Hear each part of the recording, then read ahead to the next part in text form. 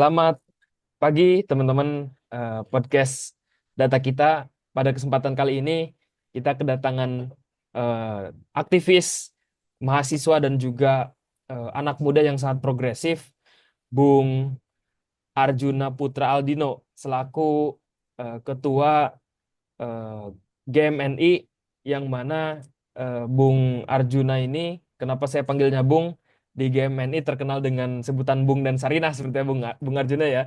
Di Betul. episode podcast kali ini kami ingin sedikit membahas dan mengulas tentang bagaimana pandangan dari teman-teman mahasiswa, terutama Bung Arjuna sebagai aktivis mahasiswa, tentang masa depan politik Indonesia ke depan seperti itu, Bung. Nah, kira-kira Bung, pertanyaan yang mungkin menjadi pembuka apa namanya podcast analisis politik Indonesia ini, saya ingin menanyakan kepada Bung Arjuna, Bung, sebagai seorang aktivis mahasiswa, sebagai seorang apa namanya eh, anak muda seperti itu, bagaimana Bung melihat pemerintahan Jokowi kemarin, Bung? Ya, terima kasih Mas Aska atas waktunya. Ya, temanya sangat menarik dan yang perlu kita menjadikan fokus. Pokok pemikiran hari ini adalah masa depan politik Indonesia ke depan. Kalau pendapat saya tentang pemerintahan Jokowi yang kemarin, ya menurut saya pemerintahan Jokowi yang lalu itu menurut saya pertama dari segi pembangunan itu memang banyak perkembangan dan banyak pertumbuhan. Tapi ternyata di dalam skema pembangunan itu banyak menyimpan problem, terutama dari segi ekonomi ya. Kalau kita lihat, ternyata pembangunan jalan tol dan infrastruktur yang dilakukan oleh rezim Jokowi itu ternyata tidak timbal baliknya itu tidak sebaik apa yang digembar-gemborkan. Hmm. Ya, Hari ini pertumbuhan ekonomi tetap stagnan ya di angka 5, bahkan pasca PPN 12% ini naik ya, jadi 12% ini banyak pengamat dan banyak eh, analis ekonomi itu memprediksi akan turun menjadi oke, sekitar 4%.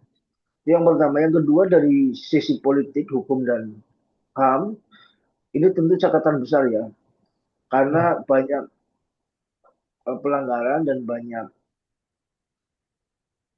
catatan merah bahkan hitam itu dalam rezim Jokowi, baik secara demokrasi maupun politik penegakan hukum dan HAM.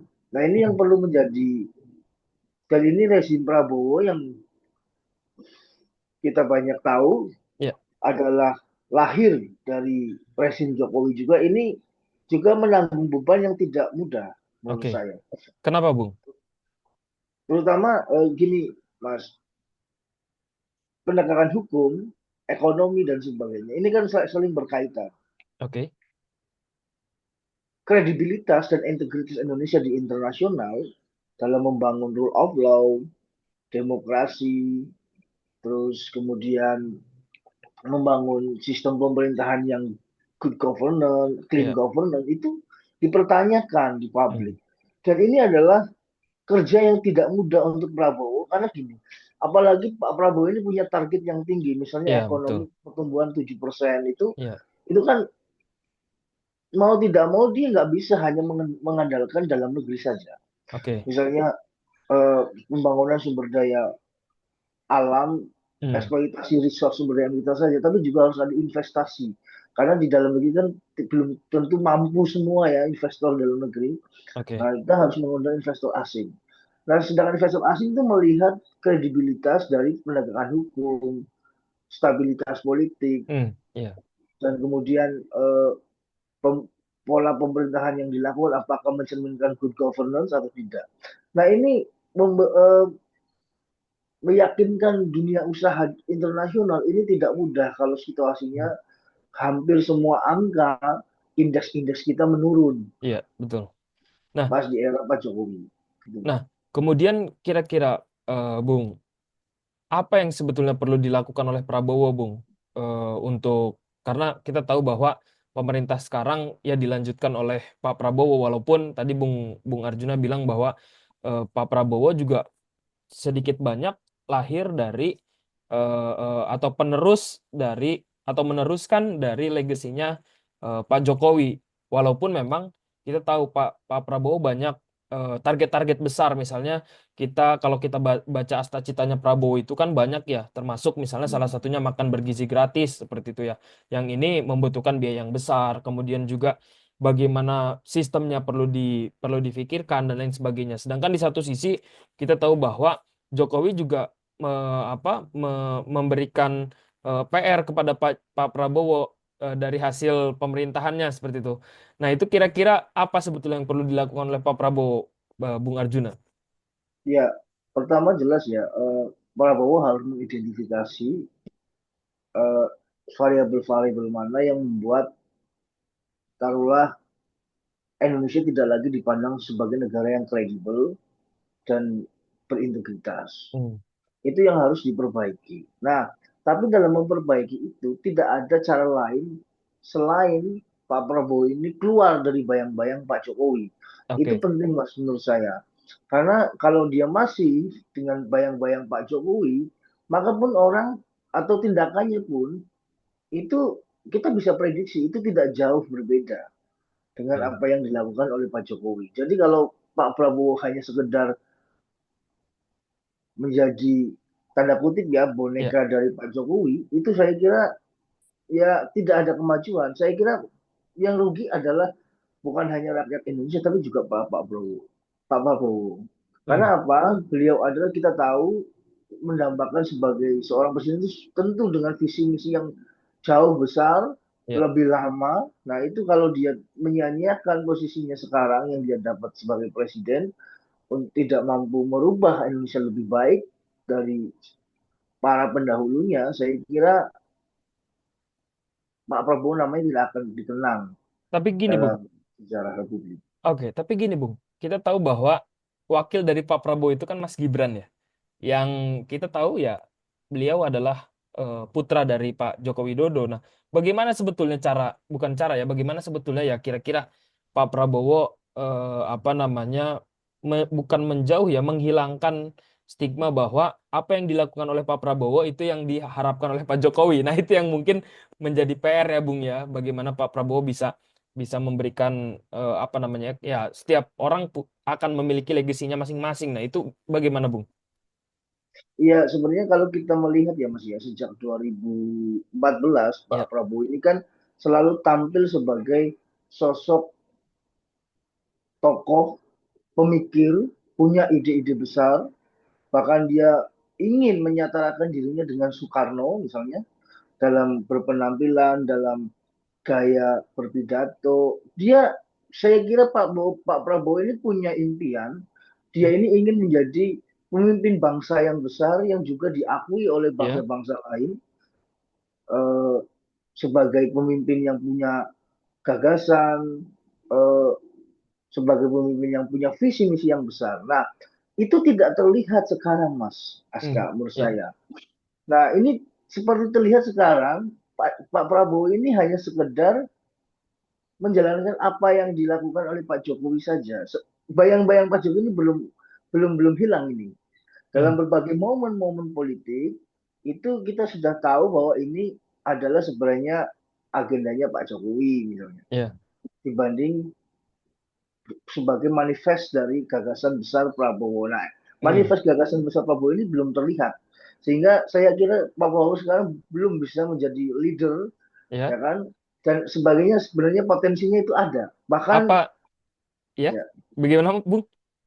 sebenarnya potensinya ada, apalagi di tingkat Asia. Saya kira Pak Prabowo ini punya potensi untuk menjadi leader yang tidak kalah dengan pemimpin kayak Lee Kuan Yew dan sebagainya.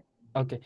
Nah, berbicara soal soal tadi ya, exposure seperti itu ya, bagaimana Pak Prabowo juga bisa membranding dirinya secara cepat bahwa saat ini ya Prabowo adalah Presiden Republik Indonesia seperti itu ya. Nah, apakah ini juga buzzer atau influencer Prabowo juga kurang seperti itu, Bung, untuk menarasikan bagaimana kinerja-kinerja Pak Prabowo sejauh ini, Bung. Iya, kalau saya lihat memang Pak Prabowo ini punya gaya berpolitik yang berbeda ya dengan Pak Jokowi. Kita tahu Pak Prabowo ini seorang yang meledak-meledak apa adanya, terus cenderung apa simple, dan dia tidak mau pencitraan berlebih ya. Kalau kita lihat dari Hmm. dia berpidato ya dia, dan saya yang suka itu dia uh, sering kali apa ya, melontarkan sesuatu yang bersifat wacana dan itu yang layak diperdebatkan di publik. Misalnya Oke. dipilih DPRD atau dipilih langsung ya kan. Hmm. Ya. Itu menurut saya itu is okay. Presiden punya gagasan apapun dia lontarkan di publik, tidak menggunakan buzzer. Dia Oke. langsung melontarkan gitu. Nah, itu saya kira, tapi dalam segi pemerintah menjalankan program dan menjalankan kerja-kerja pemerintahan itu saya belum lihat Pak Prabowo ini punya apa ya, sebagai sosok yang strong leader. Oke. Misalnya dalam pemberantasan korupsi, Oke. dalam masalah-masalah pembangunan itu ya, saya belum lihat itu, Mas. Oke. Mas Kak. Nah, itu kita masuk soal permasalahan politik seperti itu ya. Kita tahu bahwa Ya, tadi mungkin Bung Arjuna juga sudah bilang bahwa pemberantasan korupsi, bahkan kasus terakhir itu yang korupsinya sekian triliun tapi ternyata hukumannya sekian tahun seperti itu. Kemudian juga kita nggak bisa menafikan bahwa ada narasi-narasi tentang atau soal pembajakan partai politik, kemudian juga ada masalah penyalahgunaan kekuasaan, kemudian juga beberapa instansi yang dianggap sebagai atau memiliki kinerja yang buruk seperti DPR, kemudian juga kalau kita baca soal atau kalau kita lihat rilis survei seperti itu ya, beberapa eh, apa instansi yang dianggap buruk itu juga menjadi stigma yang negatif dan PR untuk Pak Prabowo. Nah, bagaimana sebetulnya Mas atau Bung Arjuna melihat permasalahan tersebut dan juga bagaimana konteks Bung Arjuna selaku eh, yang memimpin atau nahkoda dari GMN ini sendiri, Bung? ya, kalau saya melihat yang paling miris ya Hmm. di mata kita ini, kita kan tahu Mas dari bertahun-tahun survei itu Ya, pasti yang pertama adalah TNI menjadi lembaga yang paling dipercaya publik. oke. Yang kedua pasti kita tahu yaitu KPK. Ya. KPK itu dalam masa pemerintahan Pak SBY misalnya itu sangat tinggi Hmm. ekspektasi publik terhadap KPK. Dia menjadi lembaga yang sangat diakui, berintegritas, dan bahkan disegani, dihormati. Tapi kita lihat sekarang KPK, dia Hmm. semacam ya tidak jauh lebih baik dari partai politik misalnya, bahkan sekarang KPK posisinya menurun, MK juga. Nah, ini yang menjadi PR Pak Prabowo. Dan ini adalah perlengkapan presiden karena kita sudah memilih sistem presidensil bahwa Hmm. KPK eh, dan lembaga yudikatif itu kan sebenarnya punya punya apa,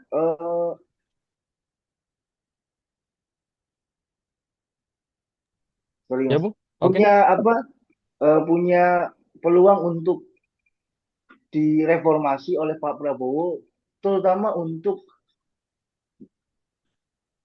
mengubah citra Indonesia di mata internasional. Oke. Itu mas. Oke. Jadi sebetulnya apa namanya yang perlu dilakukan oleh Pak Prabowo selain kinerjanya yang perlu ditingkatkan dan juga diperlihatkan seperti itu ya untuk memastikan bahwa ya Pak Prabowo ini punya punya apa namanya punya gairah, punya kemampuan untuk eh, mengelola negara Indonesia yang dianggap sebagai atau yang dianggap saat ini memiliki berbagai macam permasalahan. Bung Arjuna, apakah masih bergabung? Ya mas, Oke, oke. oke. Ini Bung, ada hal yang juga menarik ya Bung ya, yang ingin kami kami gali terkait dengan apa namanya situasi politik Indonesia saat ini, Bung. Kita tahu kemarin mungkin ini kalau kita bicara soal soal pemerintahan demokrasi, kita nggak bisa eh, terlepas dari pemilu ya, Bung ya, pemilu dan pilkada. Ya, Nah, bagaimana Bung soal pandangan Bung Arjuna soal pemilu 2024 kemarin yang kita tahu itu pemil apa yang kita prediksi bahwa akan terjadi 2 putaran dan lain sebagainya. Kemudian juga akan terjadi chaos politik, akan terjadi apa namanya terpecah belah dan lain sebagainya. Apa namanya analisis politik masyarakat kan seperti itu ya. Kemudian juga di pilkada kita tahu bahwa ada banyak calon yang apa namanya memborong partai politik, tapi juga di tengah jalan ada putusan MK yang memperbolehkan atau menurunkan syarat pencalonan. Nah, kira-kira Mas atau Bung Arjuna melihat fenomena ini seperti apa, Bung? Untuk apa untuk masa depan politik Indonesia ke depan? Ya, saya kira yang perlu menjadi warning bagi pemerintahan Prabowo menurut saya adalah melemahnya kelas menengah. Kita Oke. tahu bahwa pasca baik sebelum atau bahkan sesudah lebih Hmm. parah, kelas menengah ini mendapat tekanan yang sangat besar. Hmm. Kita tahu pendapatan mereka menurun, daya beli mereka menurun, tabungan yang jumlah tabungan yang dia tabung, uang yang Hmm. dia tabung juga menurun ya. Itu semua adalah sinyal buruk bagi demokrasi. Hmm. Kenapa Mas? Eh, apa kaitannya dengan demokrasi? Banyak intelektual pemikir demokrasi yang selalu bahkan dengan langsung Hmm. mengatakan bahwa tidak ada demokrasi tanpa kelas menengah Oke. yang kuat. Nah, ini Hmm. berbahaya nih. Kalau kelas menengah ini semakin melemah, Hmm. semakin merosot keadaannya, maka muncullah rezim otoritaria. Oke. Dan kita akan mengulang lagi fase-fase sebelumnya, yaitu fase-fase reformasi 98 dan sebagainya. Hmm. Nah, turbulensi politik yang besar. Saya kira Pak Prabowo harus hati-hati ini. Iya. Karena demokrasi, pemerintahan yang demokratis itu harus terwujud dan itu harus disokong dengan kelas menengah yang kuat. Oke. Dan harus hati-hati dengan kebijakan-kebijakan ekonomi. Dan sekarang Mas, Hmm. sekarang saya tanya kan, setelah Pilpres gembor-gembor 2024 ya. hilirisasi itu, sekarang mana hasilnya hilirisasi itu? Oke. Adakah industrialisasi yang tumbuh sekarang hari ini? Harusnya kan kita logika kita Hmm. hilirisasi itu menciptakan industrialisasi baru yang tumbuh kan? Karena Oke. dia menciptakan value edit yang lebih banyak dari misalnya nikel dan sebagainya. Tapi yang terjadi sekarang, Mas Askam kalau Hmm. membaca itu pasti banyak pabrik tutup, PHK dan sebagainya. Nah ini gimana? Iya. Ini Nah, itu sangat berbahaya. berbalik seperti itu ya, Bung. Apa ini juga Iya, mungkin perlu kita kasih waktu gitu ya, Bung ya? Apa karena kita tahu bahwa Pak Prabowo ya baru baru baru baru menjabat itu kurang lebih 100 hari seperti itu. Apakah ini bisa dilihat sebagai ya kita tunggu atau kita beri waktu atau justru ini menjadi warning buat Pak Prabowo, Bung? tapi menurut saya Mas, Hmm? dengan banyak ditutupnya atau melemahnya uh, sektor manufaktur kita yang bahkan semakin merosot, sekelas Ritek bangkrut dan Hmm. sebagainya itu tidak mudah Mas untuk membangkitkan lagi. Kita tahu industrialisasi yang bangkrut itu punya peran yang cukup signifikan Ya. untuk ekonomi kita, baik menyerap tenaga kerja dan bersumbangsi terhadap PDB. Hmm. Nah itu membangun lagi dari nol atau membangkitkan lagi itu tidak mudah. Nah Hmm. makanya jangan sampai Pak Prabowo ini memulai dengan sesuatu yang buruk, dengan Hmm. keadaan yang buruk. Nah ini yang menurut saya Pak Prabowo juga harus tampil dengan strong leader yang benar-benar pemimpin yang otentik. Jangan Oke. mau lagi menjadi perpanjangan tangan kanan orang tertentu yang kita tahu. Saya yakin Pak Prabowo pasti punya visi yang Hmm. Ya. jauh lebih baik dan itu harus kita buktikan bahwa Pak Prabowo itu harus tampil menjadi dirinya sendiri, menjadi seorang strong leader yang kita kenal selama ini sebagai seorang Prabowo yang punya ide-ide besar, gagasan besar. Hmm. Kenapa harus takut gitu? Oke. Itu Mas. Analisis politik Bung Arjuna itu sudah apa namanya sudah apa namanya tersampaikan seperti itu Bung. Namun ini Bung, ada hal yang mungkin ingin kami tanyakan yang mungkin juga bisa menjadi apa namanya bisa menjadi peluang bagi kita pendengar podcast ini seperti itu atau bagi kita masyarakat Indonesia untuk saling berkolaborasi. Kira-kira sebagai seorang aktivis yang menahkodai gerakan atau GMNI seperti itu ya Bung ya. Kita tahu bahwa eh, GMNI ini berbasis dari mahasiswa seperti itu. Kemudian juga mahasiswa ini dianggap atau tergolong ke dalam kelompok yang nantinya akan mendominasi seperti itu ya, anak muda seperti itu. Nah, kira-kira apa yang bisa kita kolaborasikan soal langkah konkret apa yang bisa kita kolaborasikan, baik itu yang dilakukan oleh GMNI ataupun apa yang bisa kita kolaborasikan di pos-pos yang menjadi pos-pos kita sebagai anak muda dan juga mahasiswa, Bung. Ya, menurut saya eh, yang paling penting dari peran anak muda hari ini yaitu peran sebagai penyemai kesadaran kritis. Menurut saya ini penting. Hmm. Karena apa, Mas? Kita tahu sejak rezim Jokowi ini sampai hari ini itu polanya adalah kohabitasi. Oke. Kohabitasi itu adalah mencoba merangkul semua elemen Hmm. sepenuh mungkin, baik bahkan mengkondisikan semua elemen agar pro terhadap pemerintah misalnya. Hmm. Itu untuk pemerintah mungkin baik, tapi menurut saya pun tidak baik untuk pemerintah. Karena gini Mas, kritik itu dibutuhkan Ya. untuk perubahan, untuk ada progres, untuk Oke. menuju proses yang lebih progresif. Hmm. Karena justru gini Mas, kritik dari mahasiswa dengan pandangan yang objektif tanpa tujuan tertentu untuk mendapatkan jabatan. Nah, kan ada orang mengkritik untuk mendapatkan Ya, jabatan dan betul. mendapatkan ini menurut saya jauh lebih baik dari mahasiswa yang memang dia menyuarakan apa yang terjadi di publik, apa yang Oke. masyarakat rasakan, dan itu yang harus menjadi perhatian cepat pemerintah. Oh iya, ini ternyata dampak dari kebijakan ini adalah seperti ini. Tidak selalu linear dengan apa yang dituliskan di atas kertas kebijakannya kan gitu. Oke. Nah, itu Tapi yang perlu harus diperbaiki. gini, Bung. Beberapa waktu lalu ya, mungkin jika Bung Arjuna atau teman-teman pendengar podcast ini menganalisis soal indeks demokrasi Indonesia yang dikeluarkan oleh Freedom Institute, kemudian juga Freedom House, sorry, kemudian juga IDEA, kemudian juga Lowy Institute dan lain sebagainya. Itu kan memperlihatkan bahwa indeks demokrasi Indonesia sekitar tahun 2020 sampai 2022 itu menurun seperti itu, Bung. Salah satunya ialah kebebasan berekspresi atau kebebasan berpendapat. Nah, kemudian juga kita tahu bahwa ada namanya spiral of silence, teori spiral of silence yang mana orang itu justru takut untuk mengutarakan pendapat seperti itu. Nah, itu gimana kira-kira Bung? Tips dan trik dari Ya, seorang aktivis mahasiswa GMNI seperti itu dan juga bagaimana masyarakat bisa menumbuhkan ya nggak perlu takut gitu. Ini hak kita, hak berdemokrasi kita. Itu gimana Bung? Kira-kira tips dan triknya Bung? ya, sebenarnya gini Mas, itu dampak dari kalau kita lihat Pak Jokowi ini kan eh, kalau kita lihat secara sepintas ya dalam secara image Ya, penampakan ya kan dia itu tidak punya potongan sebagai seorang diktator.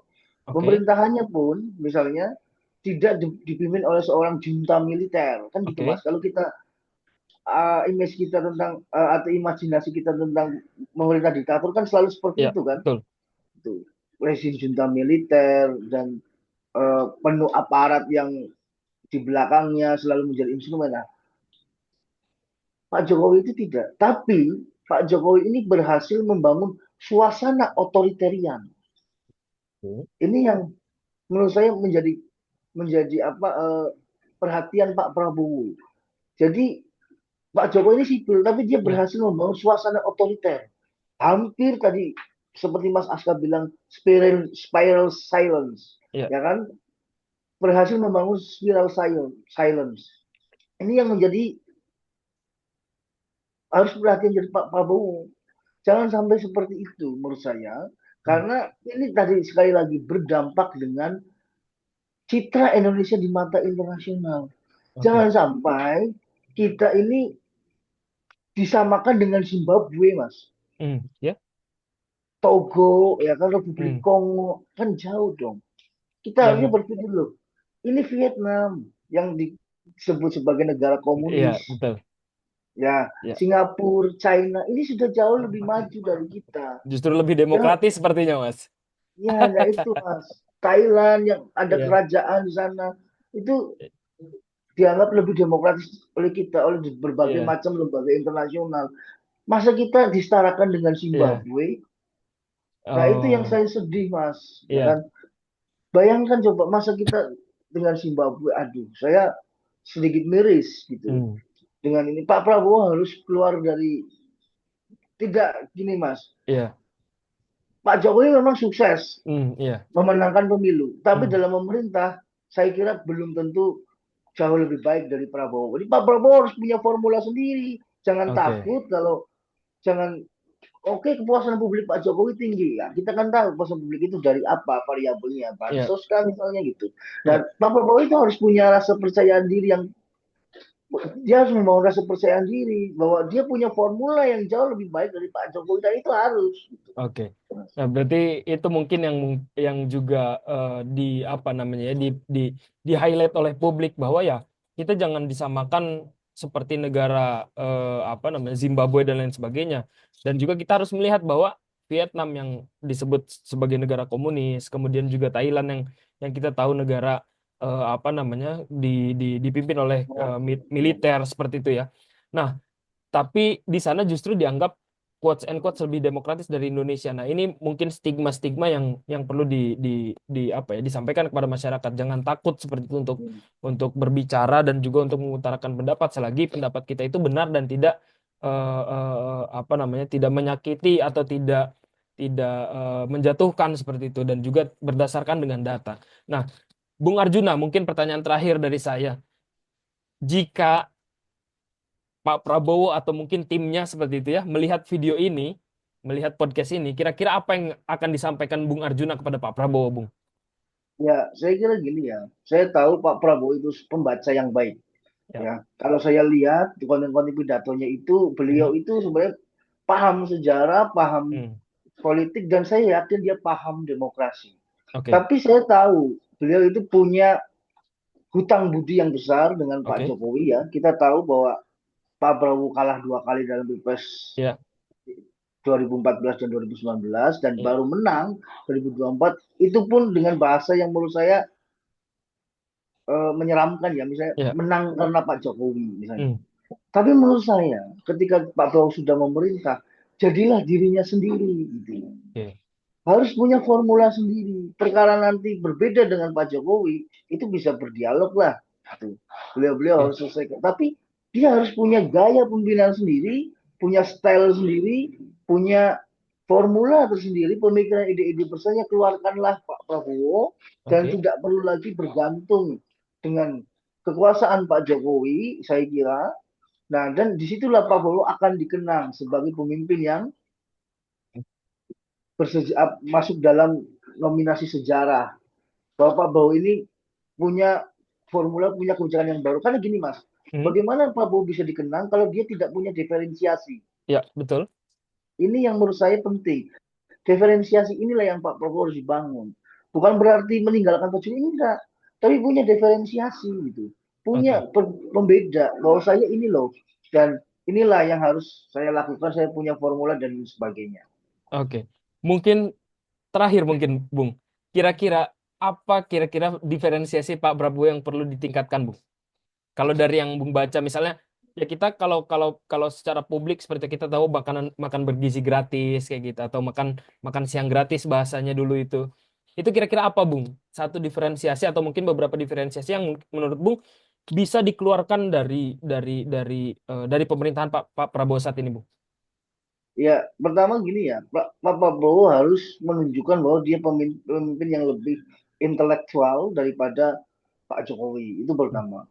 Yang kedua, saya kira eh, banyak ya pidato-pidato Pak Prabowo sejak Pilpres 2014 sampai 2019 tentang ekonomi kerakyatan, tentang demokrasi yang lebih baik dan sebagainya. Itu yang harus dimunculkan gitu. Itu satu. Yang kedua, Bu, Mas Aska, Ya, tentang kebijakan internasional. Itu yang sangat penting. Pak Prabowo ini paham geopolitik. Dia ya, mantan tentara ya. ya, Itu dan bukan kelas rendahan loh tentaranya. Danjen ya, Kopassus dia. ya. Nah, itu dia paham geopolitik dan saya kira jangan sampai mengambil langkah diplomasi yang salah. Seperti kemarin dengan Cina yang seakan-akan kita memberikan angin segar Cina di Laut Cina Selatan Ya. atau di Natuna. Nah, ini terkait klaim 9 itu. Nah, saya kira Pak Prabowo harus paham ini bahwa kita Hmm. punya eh, ideologi diplomasi bebas aktif. Ya. Nah, ini yang harus Pak Prabowo manfaatkan. Ya, Pak Prabowo harus belajar dari Bung Karno, saya kira. Oke. Bagaimana mengayun atau mendayung di antara dua karang antara Cina dan Rusia. Mungkin Ya. sekarang tiga mungkin ya, Cina, Rusia, dan Amerika Dan Amerika Serikat. Nah, betul. saya yakin Pak Prabowo itu mampu. Hmm. Apalagi Pak Prabowo Mas banyak menguasai diksi-diksi dan imajinasi-imajinasi tentang global ya, tentang politik internasional ditunjang dengan kemampuan bahasa yang cukup relatif baik ya, Ya. penguasaan bahasa yang lebih dari satu bahasa ya, menurut saya. Hmm. Dan itu menurut saya yakin Pak Prabowo bisa. Cuma ini loh, bayang-bayang Jokowisme, ya kan, yang identik dengan misalnya hanya sekedar membangun hubungan secara pragmatis dengan Hmm. Cina saja tanpa membangun mitra strategis dan mungkin mitra ideologis di antara kawan-kawan internasional ini yang perlu Pak Prabowo ini lakukan dan saya kira Pak Prabowo bisa dan situlah Pak Prabowo bisa menjadi pembeda dari pemimpin-pemimpin sebelumnya. Oke. Baik, Bung Arjuna. Terima kasih atas analisis politik dan juga pesan dari Bung Arjuna selaku nahkoda eh, gerakan mahasiswa seperti itu GMNI yang ini juga harapannya menjadi catatan bagi para pendengar seperti itu ya, baik itu masyarakat sipil, kemudian juga pemerintah ataupun justru Pak Prabowo sendiri sebagai presiden. Bung Arjuna, kalau nanti ada kesempatan bisa main ke kantor. Ini karena Nah, saya sedang di luar kantor, mungkin kita bisa nah, agendakan untuk ngobrol dan juga kita bisa take podcast dengan berbagai macam isu yang lagi hangat dan kita harapannya juga bisa mendapatkan para pendengar seperti itu ya. Jika Bung Arjuna lihat YouTube kami, podcast data kita, para pendengar juga perlu diberikan insight sebagai dari masyarakat, terutama dari para mahasiswa ini. Terima kasih Bung Arjuna, sampai bertemu Mas, di terima lain kasih. kesempatan dan sampai jumpa Bung. Terima kasih.